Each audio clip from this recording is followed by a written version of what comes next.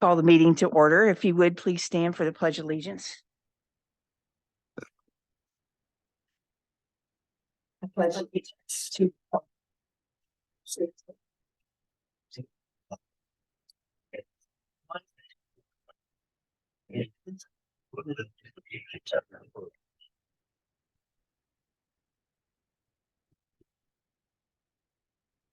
Okay, I guess we need a roll call.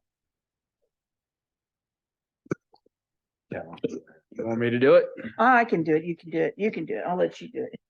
You can be efficient. Ryan? Here. Fritz? Here. Libby? Here. Becky? Here. Tanya? Here. And we have a quorum. I need to get a motion to approve the meeting agenda. I'll make a motion to approve the meeting agenda for tonight. I second. All in favor? Aye. Aye. And also, let's see here, we need a motion to approve the meetings from November 20th. I'll make a motion to approve the meeting minutes from November 20th, 2023. A second. All in favor? Aye. Thank you. Okay, new business. We have some employment milestones to honor this evening. Where'd Lora go? Oh, she's back there. I thought she disappeared. First, we have, if you guys want to come up here, town's got a real nice plaque for you here. Ricky Myers is 5 years with the Street and Utilities Department. And Ricky's not here. Ricky's not here. Lora has 5 years with the Utility Department.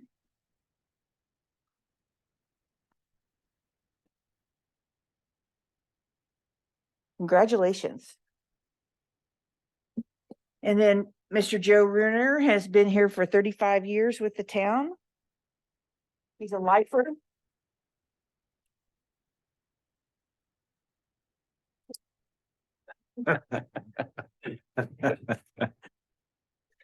Yeah, he's going to stay here forever, I think. So we need him.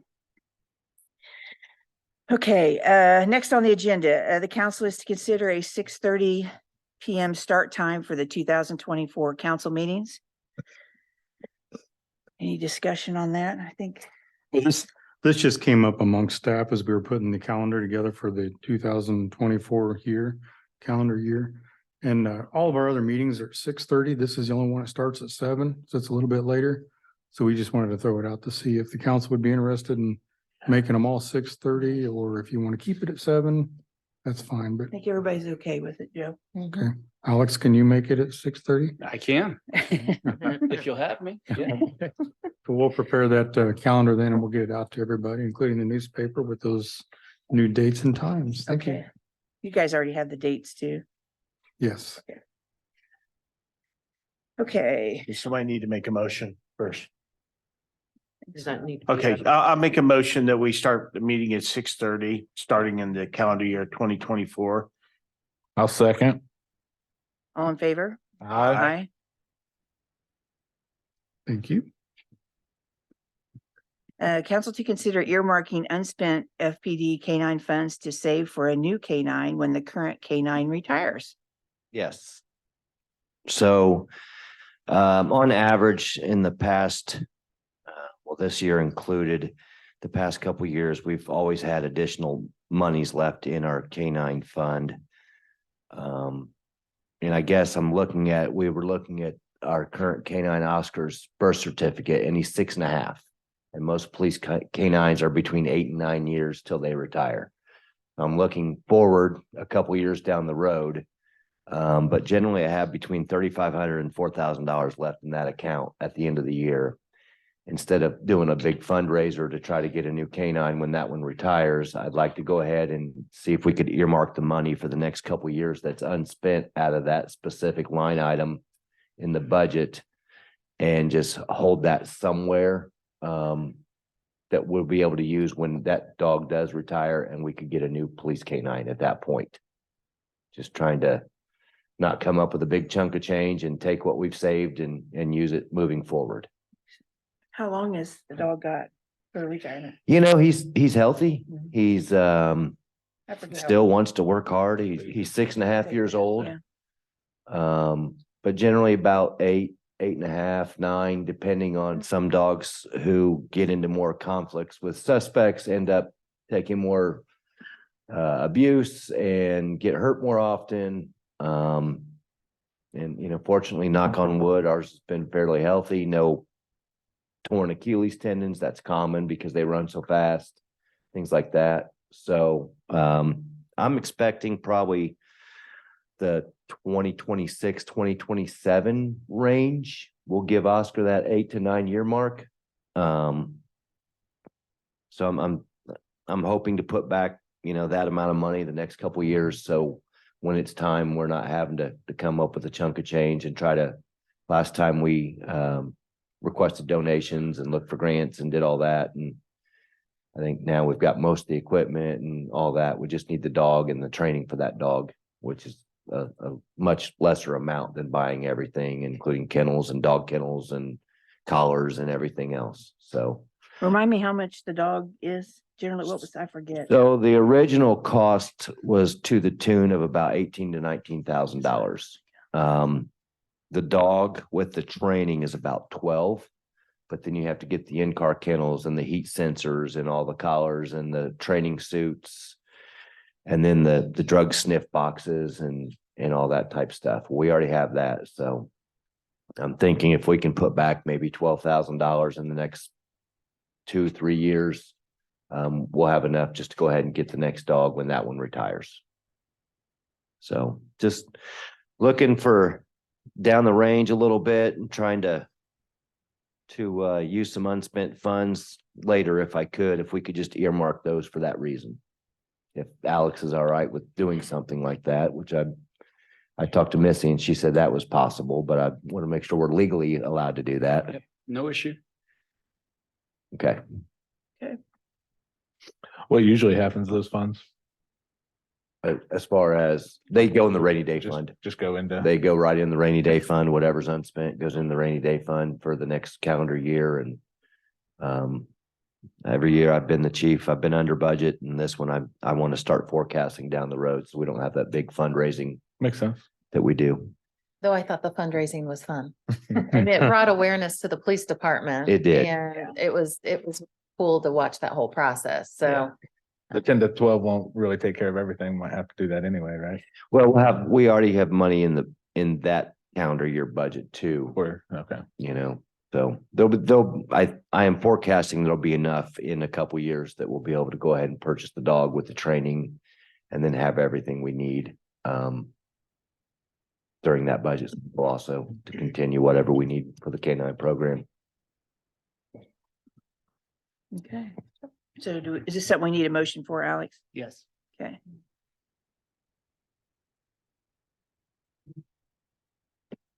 I'll make a motion to earmark the unspent police department K9 funds to save for a new K9 when the current K9 retires. I'll second. All in favor? Aye. Aye. Thank you. Thank you. Okay, next, we have a consideration for first reading of ordinance number 2023-12A.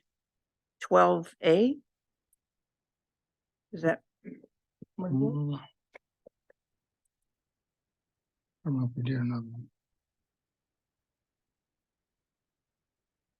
I think we haven't had another one. Trying to think of what we did last meeting. It'll be the first one this month, so it should be 12 days. Yeah, okay.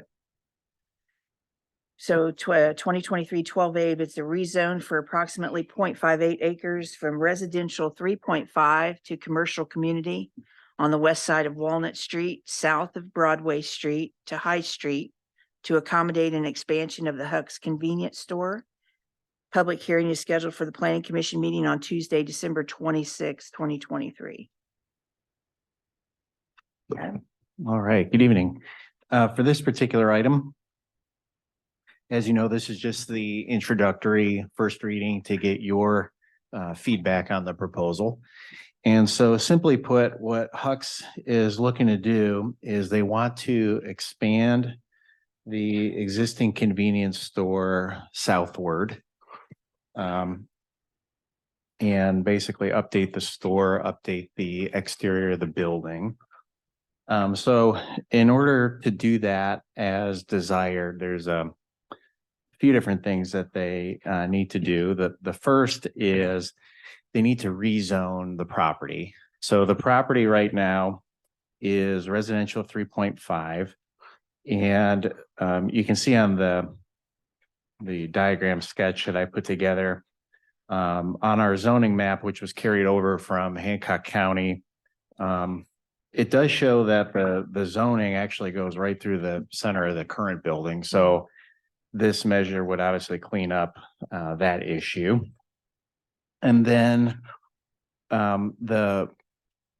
Huck's is currently in negotiations with the property owner, who I think is here tonight, to purchase the home and the whole property that's south of there.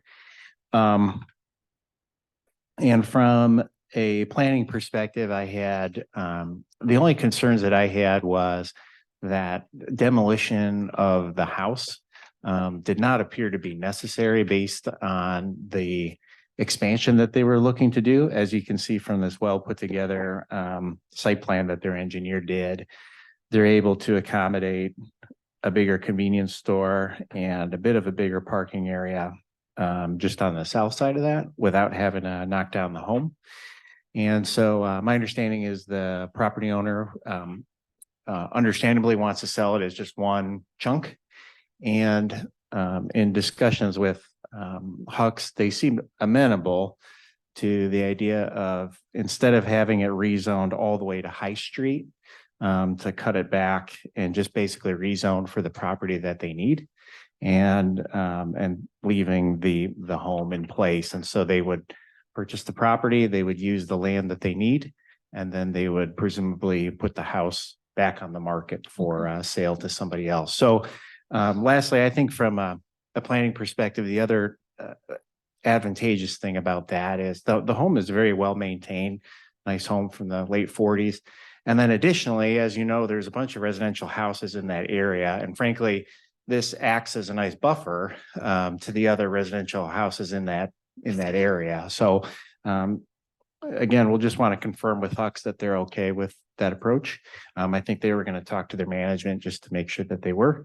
And then lastly, this will have to go to the Plan Commission, of course, for their review and for a formal public hearing.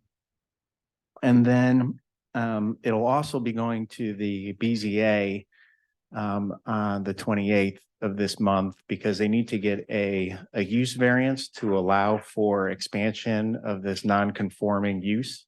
As you recall, the council a few years ago put in a prohibition on new gas stations in this corridor and therefore expansion of those uses too.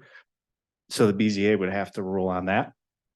And we've tried to structure this in such a way that it's a pretty quick timeline, so that this way, if it is approved, then the Hucks can get up and running and do what they want to do. So the BZA action would basically be contingent upon successful rezone if they were to get it. So with that, if you have any questions, I'd be more than happy to address those. Thank you.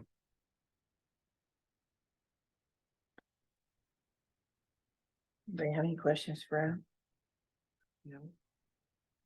So it looks like the building's just gonna get a little bigger and then some additional parking and stuff like that. Is that what Correct.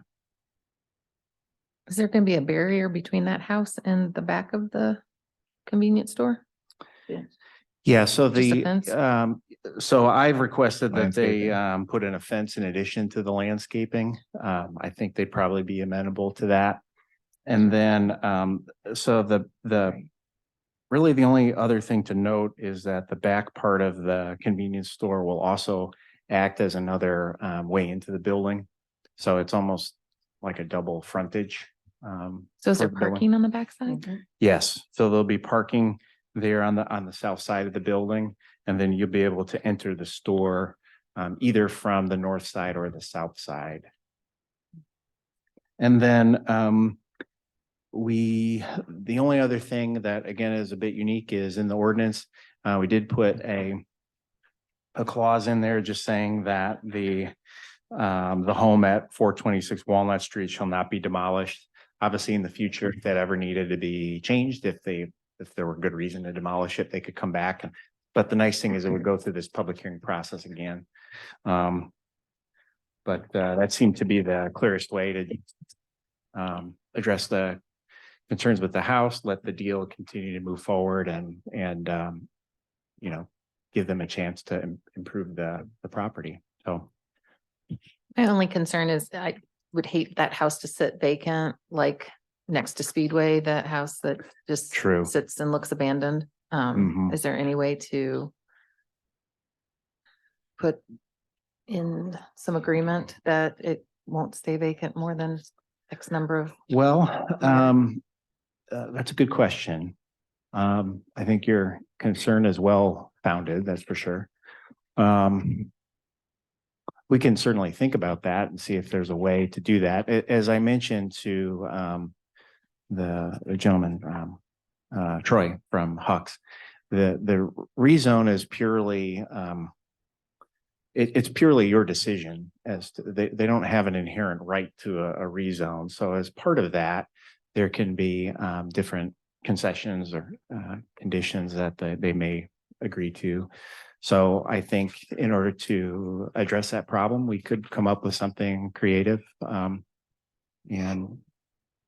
we can certainly look into that. I don't have a problem with the rezoning. I think Huck says that they do a lot for our community and support our schools and whatnot, and I think it would look nice. I just don't want an empty abandoned house. Yeah, good. No, nice. Yeah. I'm sure that's six copies, and there's image of what the front will look like, what the back is like, so you'll see. Speak in the microphone, please. Improvement will look like. No, I haven't seen it.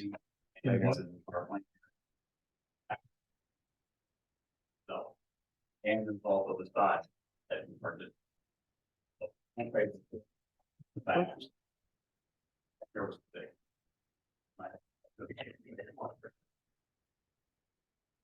Yeah. There is. Give me one extra of that. Okay, you guys share.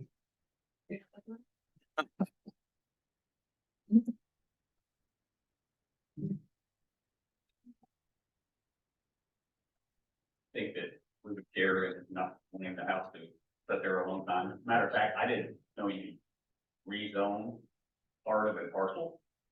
So we were buying the whole parcel. Having to rezone the whole thing, we hadn't even considered what we were gonna do with the house yet. I don't know if not rezoning it leaves it residential, if that has any. Like what if a business actually wanted to buy it for an insurance company or a tax person's business or an attorney or whatever, if they wanted to use it for a business. I guess then it would have to be rezoned. So we're willing to work. That's why we had put in our application, just rezone the whole property, but one, thought that we would have to. And two is let that open. Now, yes, demo could have been an option. We think that there's value to that, and we're only going to where the fence is with our improvements. There's no plan to do any improvements back there, so we would need to do something with the house. That would either be demo or sell it. And so by rezoning the whole thing, what we put in our application. Now, if that deal breaker can't happen, gotta be honest, we'll then rezone the part of the parcel. I just didn't know if we could do that. I mentioned that to Adam on the phone when I talked to him. So we want to work with you all with whatever we can do. We want to do those improvements. It can be parking in the back. It can be heavy parking there. And I went down car, we put a back door in. It just keeps some of that out of the way from the pumps out front. It's the safety and getting in and out a lot. And Darren, our engineer, might correct me, but I think there will be some spaces along the side that won't be there for parking. So putting parking in the back then will enable still to get at least the customers to park and then come on out and back out to the side road. So lighting is all down. We'll put the fence and the landscape. Back there or anything that's behind would be to sell the house. rezoning goes, do the whole thing. I figured we would have to come back if we were gonna do anything with that house anyway. We would be back here in front asking to do that. So I just don't want to be contentious, I just wanted to be able to rezone what we need to do to be able to make those improvements that you see in front of you. That's our desire, you know, get it like that. People in and out safely, put in back parking. If that takes rezoning of a part of a parcel, then I think we're okay doing that. If we can't rezone the whole thing. So Adam, if we just rezone part of it, or if we rezone the whole thing and somebody wants to buy the house and live in it, would they be able to do that if we rezone the whole thing? No. No, if it was not in that zoning district, if it was all commercial. Then So- somebody could not live there. Yeah, and in terms of Troy's understandable concern about rezoning part of a parcel, legally, it can be done. And there are different circumstances where it does make sense to do just a portion of a parcel in this particular case. I think Right. this is one of those circumstances. So my advice again is to scale back the extent of it. And then the nice thing is if, let's say, Huck's has a buyer who wants to use it as an accounting office, something like that, then they would come back to you all, and you have that leverage to look at that. So kind of get the best of all worlds, in my view, with doing that. But most importantly- Even if it's left at residential and somebody wants to put a business there, they could just go get a variance. Or they too. could also, yes, that's true as get a well. var- They you could don't also have to get rezone. they could also get a use variance. So it just keeps the options open, really. I mean, to where Right. a person or a business think could buy so. it versus just a business. Exactly, right. I think that's a better idea, yeah. Let's just know what, Okay. I'd be anxious to know what the people that live around there want to do with the house. Yeah, me too. I haven't heard anything one way or the other yet from any of the neighbors. I know the letters were sent out. I just received our copy of it today from the engineer. So be curious to see what kind of public feedback comes in, and we'll learn more about that at the plan commission meeting. Thank you. Thank you. Thank you. Thanks.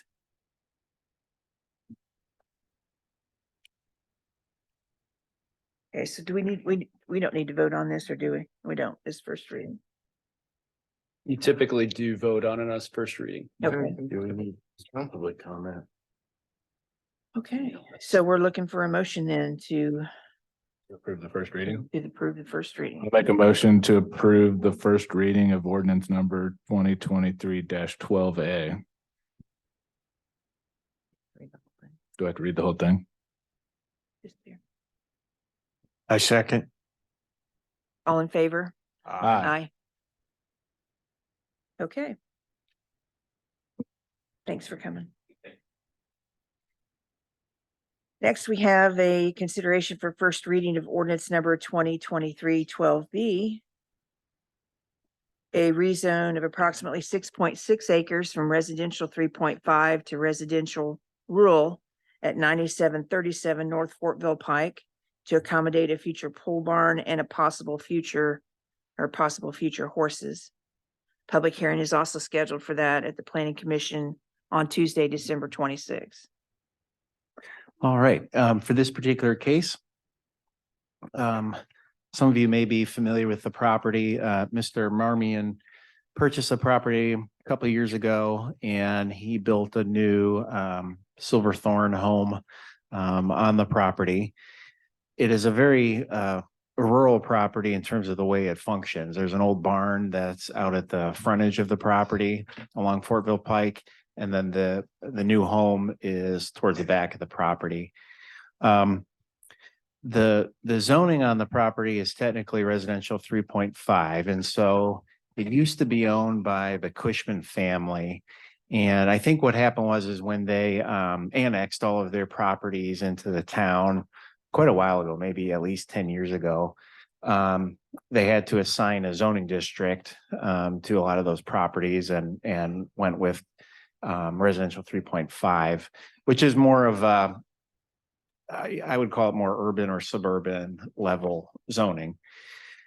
So for this particular property, it was sold off separate from the other portions of the Cushman property. And so it is, again, in the way it functions, is a very rural type of property. And Mr. Marmion would like to put up a pole barn, which is allowed by right in that zoning district. And then he'd also like to possibly have a horse on the property in the future as well. And that's also allowed in this zoning district. So it's basically a downgrade of density for the property. And then one of the questions that Tanya had is, have we been planning for the South Madison Boulevard, and how's that been communicated to Mr. Marmion? He's definitely been made aware of the South Madison master plan and what the land uses are, and most importantly, where the road alignment is.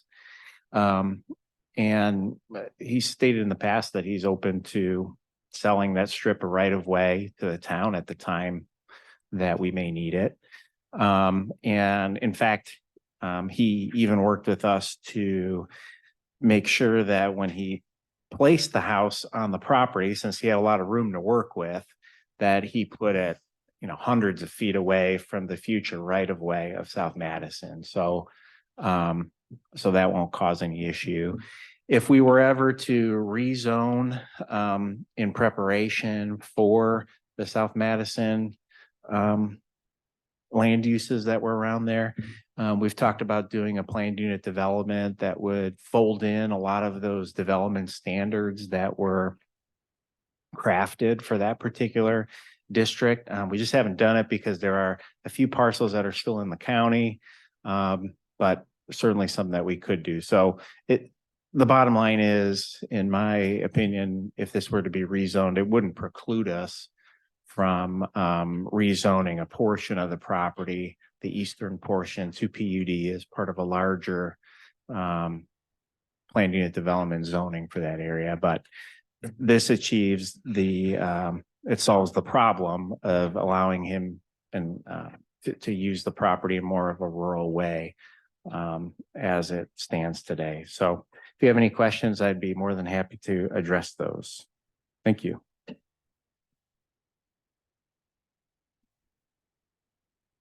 Anybody got any questions? No.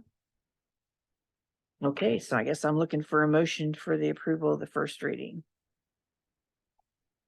I'll make a motion to approve ordinance number 2023-12B, the change of zoning classification for the Marmion property, 9737 North Fortville Pike. I second. All in favor? Aye. Aye. Thank you. There's no old business. So we're on to departments. Joe? Just got a couple of items for you this evening. Do want to let you know that EMB finally got to the point where they replaced the tree on Main Street at 11 South Main. So that dead tree that we've been looking at for a while has been replaced, and we're hoping it's going to leaf out this spring and keep up with the rest of them. Also wanted to congratulate Kenny Cross with our street utilities department. He passed his test this couple of weeks ago here to be a water distribution system operator. So I'm very proud of him. Got two other guys, Ryan and Jansen, will be taking their test on Wednesday. So we wish them the best and very optimistic. The last thing I got is I want to say thanks to Becky for the 4 years of service she's given us on town council. And being it's her last meeting, so at least up here, I know you'll be sitting right up here. That's okay. That's But good. that's all I have. Unless you have something for me.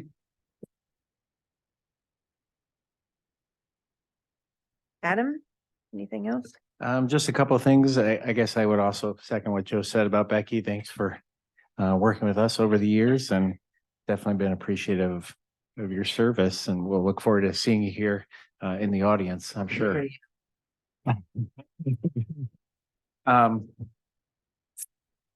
Really, the only thing to report on is, let's see, our building permit activity. I'll look to do a 2023 report or wrap up of all the numbers and different things that have happened over the last year. In terms of building permit activity, I think it's very similar to what we saw last year, maybe a little bit slower, but very comparable to what we saw. And those numbers are still off from what we saw in, would have been 2021. The numbers were really big. So, and the only other thing to report on is, as Joe reminded me, for the boards and commissions, we will have for the redevelopment commission, of course, those are done on every year. You have to reauthorize those folks. We can certainly open it up to the public, as I think we typically do. It seems like preference is given to those people that are already on, if you want to go that route. And then secondly, on the plan commission and the BZA, I think we have a couple members seats that are up. Same thing. What I plan on doing is sometime this week, we'll put a note on our website and on social media and a flyer up in front saying that if you're interested in any three of those boards, send in a letter of interest and you guys can make that decision in early January as to what you want to do. So with that, if you have any questions on anything. So will those people know which ones are coming up for, like, in the planning commission? Are you going to let them Oh, know yeah, that? definitely, for Okay. sure. Yeah, for Okay. sure. I think Amanda's seat is up on both, and maybe Rick Jacobs. So certainly, yeah, we'll definitely let Okay, them know ahead of okay. time, so it's not Because a. I'm not sure, that whole thing is so confusing. I'm not sure which one. It is, it's which one it is. So, it is, it's very strange the Yeah. way the state law reads in terms of who can sit in these seats and what qualifications they need to have, what other boards they need to serve on. But it is what it is. So. Because the RDC's all members are up. Correct. They're Correct. Yeah. Yeah. So. All right. Well, thank you. Okay. Keith, Mr. Luther, are you here tonight?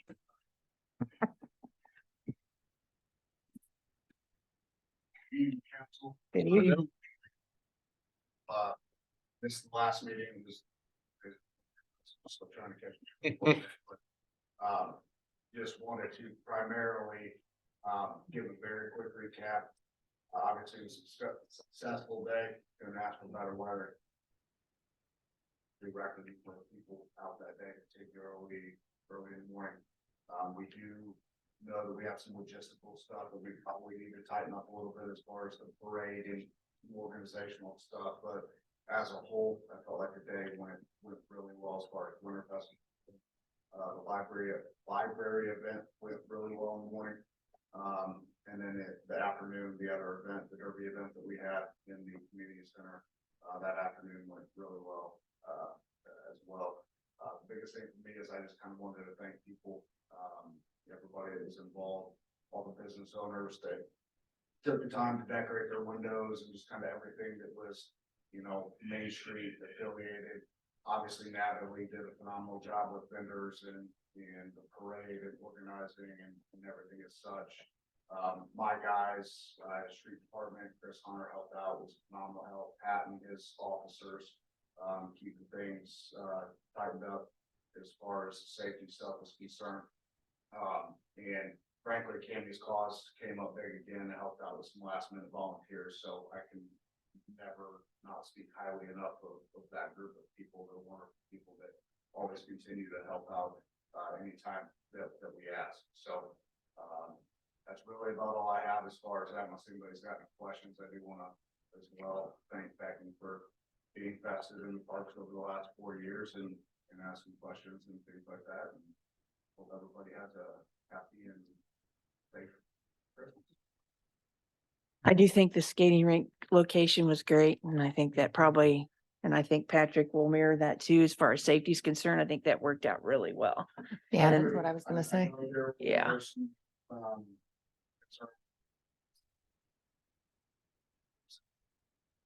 All in all, way that worked out, was work of that street on Main. That was from a kid zone perspective, the busiest the kid zone had ever been. I mean, it was centrally located.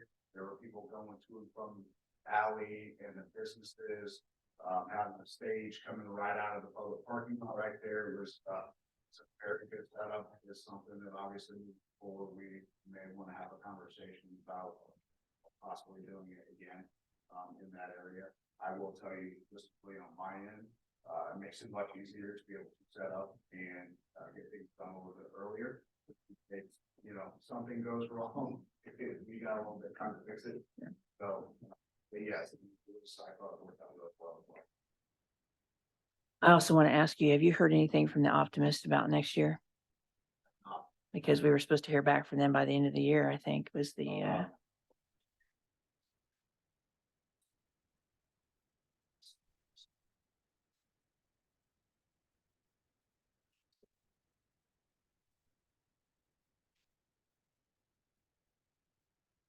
He's out, we changed him up.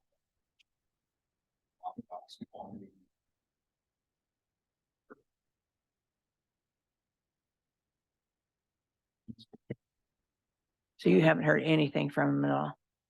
I do. Yeah.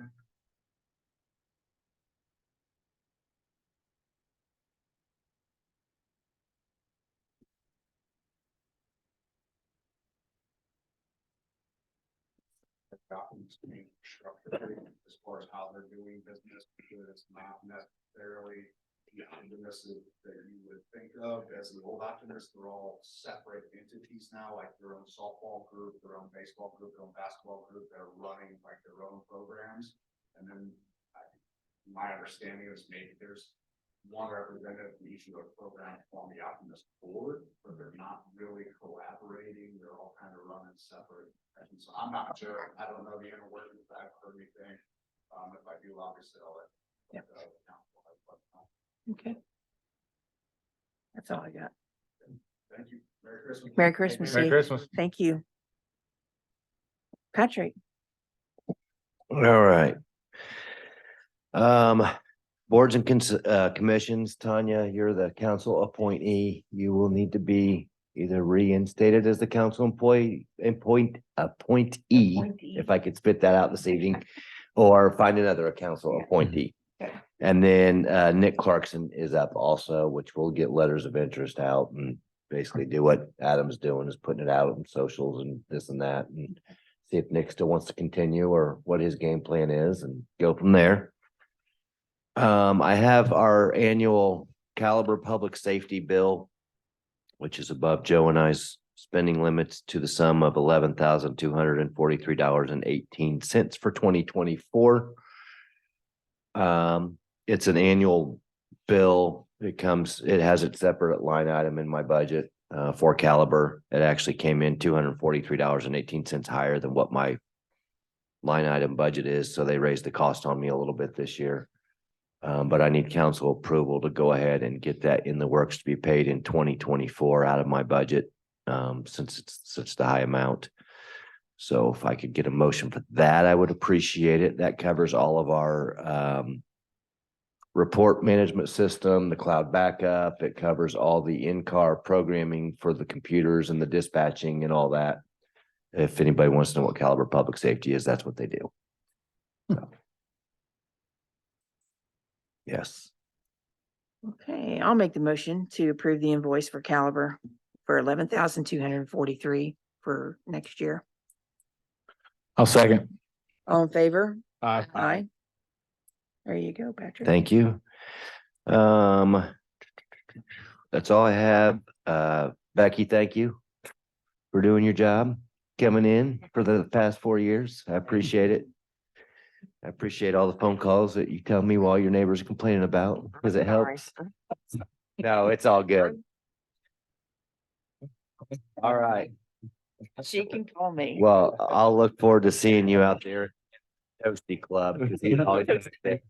So, but thank you for that. And I wanted to wish everybody a Merry Christmas, Happy New Year, and all that good fun stuff. And stay safe and everybody enjoy it. Unless you have anything else for me.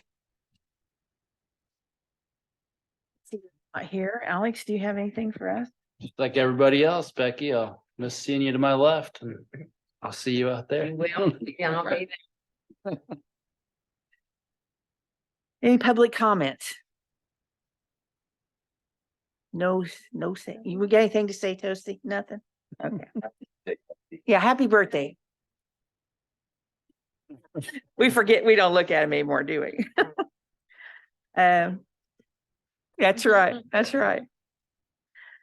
Council comments, I want to, say the same thing to Becky. Thanks for hanging in there. Thank you. All your help and yeah, it's been great. I'll miss you. I always call Tanya. Tanya, what are they talking about? That's okay. You can still call me. Libby, you got anything? I just wanted to say thank you to Becky. We all came into this together and survived 4 years, so thank you. Thanks Heath for Winterfest. It's a ton of work. You guys, it was a lot of fun. I really enjoyed it. So, and good Nice. weather. Yeah. Good job with the weather. Yeah, yeah, that's all I got. You did that? I didn't. Yeah, nice job. You got anything, Ryan? No, just thanks, Becky. Yep. Merry Christmas. Chris? Merry Christmas. Thank me. You earlier today. Okay, Merry Christmas, everybody. Yeah, I need a motion to approve and sign vouchers. Make a motion to approve and sign vouchers. A second. All in favor? Aye. Aye. And I'll make a motion to adjourn at 7:40. I Aye. second. All in favor? Aye. Aye.